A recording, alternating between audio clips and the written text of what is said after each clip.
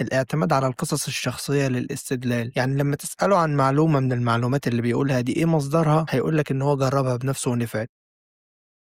كلامه عمره ما هتلاقيه في مجلة علمية موثوقة، إنما كل كلامه هتلاقيه منتشر في السوشيال ميديا أو الكتب التجارية أو الجروبات اللي في فيسبوك.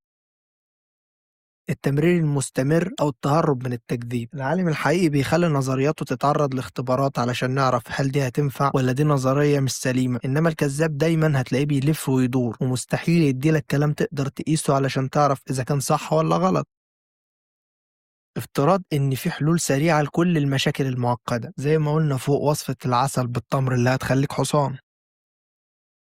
ادعاء نظرية المؤامرة، أول ما تواجه صاحب الفكرة دي بأدلة علمية يحولك على طول لعدو، يتهمك إنك بتشكك في كلامه لإنك مع الناس الأشرار. استخدام مصطلحات رنانة، يعني هتلاقيه بيقولك طاقة الجذب، ذبذبات، كوانتم بطريقة مضللة علشان يقنع عامة الناس إن هو بيفهم أكتر منهم. الحاجات دي هتساعدك إنك تعرف هل الشخص ده فاهم فعلا ولا بيألف.